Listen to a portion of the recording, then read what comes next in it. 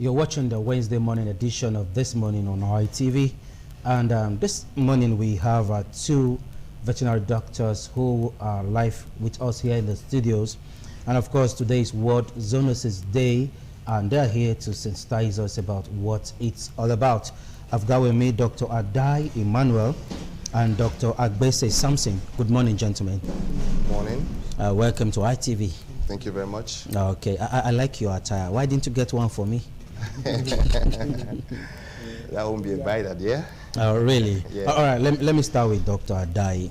Okay, so what is our World Zoonoses all about? Well, zoonosis is a disease that's an infectious disease that can be transmitted from animals to humans. Okay. At the same time, it can still be transmitted from humans to animals. It's vice versa now? Yes. Okay. So, but zoonosis is a very vital topic in our society today because of the emerging diseases that have been taking place in Nigeria. Okay.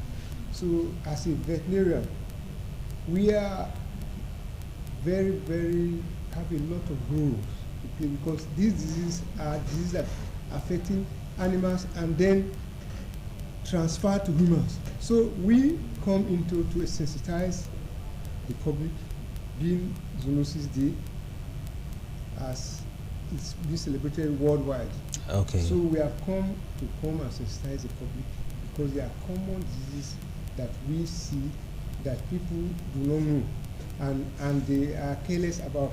So in Nigeria here we have what they call endemicity. Okay. We have endemic diseases that are zoonotic in nature. We have some of them like rabies, which is common in Nigeria. Nigeria is known to be endemic. We have heard many times bird flu, that is avian influenza, which is zoonotic. And we have even Ebola. You can remember Ebola that ravaged Nigeria and some of the West African countries. The sources are African bats that were known to harbor such diseases. We still have a lot more, like tuberculosis. Okay. That's tuberculosis, zoonotic diseases that we get from cattle. That we have our vets in various abattoirs taking care of the meat inspection. We still have others like yellow fever, which are all zoonotic disease. We still have more, just like anthracis. There are a lot more. All these diseases I mentioned, they are all zoonotic diseases that are very endemic in Nigeria. Okay, let's get to Dr. Samson now. Yeah. Which of these animals should one be mindful of when it comes to some of these diseases? Well, animals provide many benefits to people, many people. In our daily lives, we interact with animals, we touch animals, and animals are of good importance to the general public by food, by fiber, companion. Now, having this at the back of your mind, all animals should be looked upon and have concern about zoonosis. Because most times, some of these animals harbor this disease. It does not really cause infection to them, most of them. But they survive it. Yes. It doesn't cause infection to them, but it causes infection to humans. So by close contact to animals, cattle, dogs, poultry, even goats and sheep, monkeys, all these animals can harbor disease that can transmit into humans. That zoonosis, there must be a non-human animal, which is generally all animals. And coming into the understanding of this zoonosis, we now know that yes, all animals should be of major concern when it comes to all animals. Yes. Way back in the interior villages now, some of these animals, bushmeat in quotes, are a source of food. So how do we now prevent this disease from spreading, Dr. Adai? Well, even now, there's the CDC, the Center for Disease Control. They are now advising that we should desist from eating bushmeat for now, because there's a really? Yes, there's an emerging disease called monkeypox. I hope you are aware of monkeypox. Sure. It's now localized and endemic now in Nigeria. So there are many cases in various states, and we have seen many deaths that are taking place. So monkeys are known to be a major reservoir of this monkeypox virus. So they have monkey interact with other animals. Yeah. And in so doing, they transfer to other animals. Even though you may not be eating the monkey, but they have been known to have been the ones responsible for this condition. And right now, we have cases, even in Edo State, we have seen a case of death of monkeypox disease. In the state. So if we have to checkmate this disease is reporting. That is when we notice any condition that is abnormal in anybody showing a sign. You have to go to the hospital. So from the hospital, they can now manage such conditions instead of going to the maybe pharmacy to go and buy self-medication. So the hunters also, we have to, if they notice anything, maybe see an animal, monkey, they should be able to report the condition to. So how will they know? How would they know? No, but that's why we are here, to tell the state that this condition is a localized condition in our area, endemic. That's endemic, that is disease that is prevalent in our area. Okay. Now, all of them should know that we should not keep wild animals around for now. Okay. And then for those who have, they should monitor it and take it to the vet for checkup, so that if an animal is sick and you just leave it, you don't even know that maybe it's going to be a source of infection to you. You calm down, and then another person have contact with you, it comes down. So the chain continues in that pattern. Contacts. Okay. Even like for example, rabies. There are many people in the state that don't vaccinate their animals. Okay. I told many of them very often that if you cannot vaccinate your dog through a competent veterinarian, don't keep. Okay. Any animal you cannot treat, don't bother to keep it. So Dr. Sampson, you share the same thought with him? Yes. Rabies, of course, is a zoonotic disease. Okay. And when a dog is infected, okay, and that dog you come in contact with, even the saliva of that dog. Of course, you know the habits of dogs. When they come, they wag their tails on you, use their tongue, and begin. Any bruise you have on your body.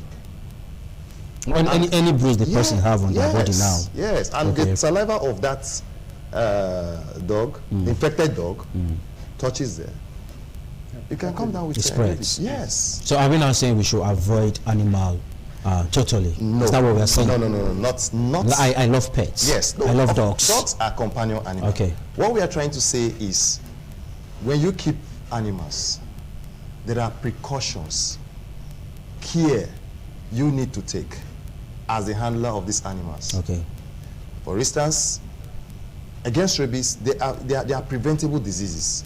Okay. We can vaccinate annually the dogs. And when you vaccinate them, of course, vaccination prevents against rabies. And if all the whole dogs are vaccinated in our vicinity, then we can be 95% to 80% to 95% sure. So what has been your most challenging task since you have been in this profession, Dr. Adai? Well, the awareness. It shows the people need proper awareness. Okay. Like a issue of, take for example poultry. Every poultry farm is supposed to have a competent veterinarian as a resident.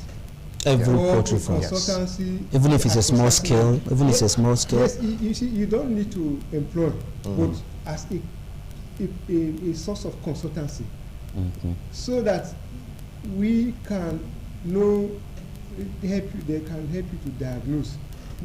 Because we as veterinarians, we are linked to the Ministry of Agric. Okay. We are expected to report diseases, because they are reportable diseases that we're supposed to report to the Ministry of Agric on monthly basis. So like someone like me that is planning to have like maybe 2 or 3 around my house, so I should have a veterinarian. Is that what you're saying? No, you can contact a veterinarian. Okay.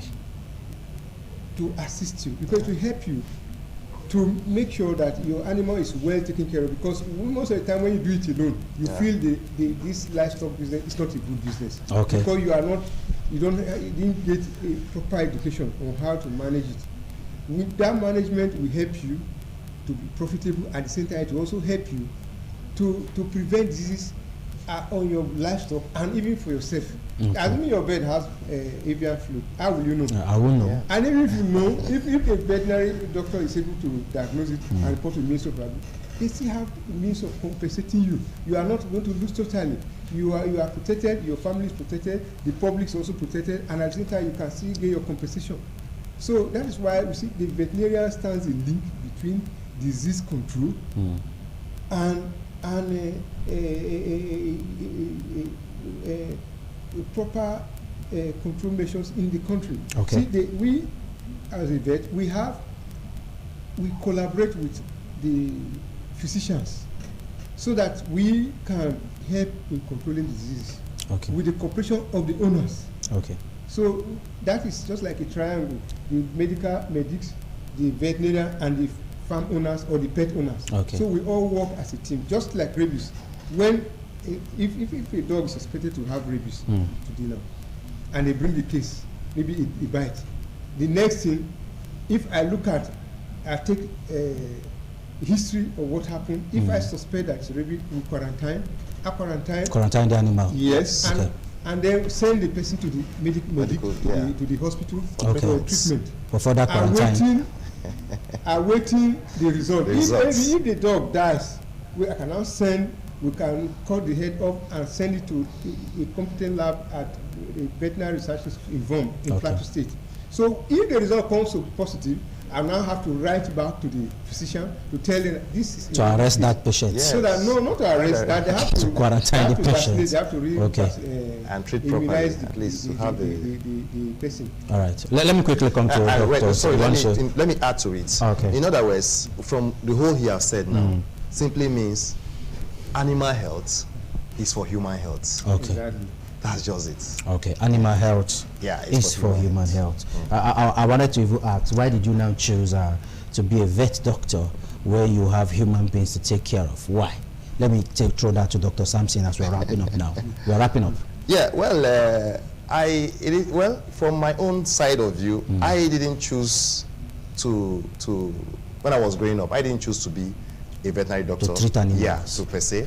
I choose to be a human doctor. Okay. But for the way circumstances is, I went to after my JAMB, I couldn't secure admission for human medicine, and I was thrown to study vet. But as I'm talking to you now, I have never regretted studying this veterinary medicine. I'm sure for Dr. Adai it has been a passion for you. from your face, from your expression.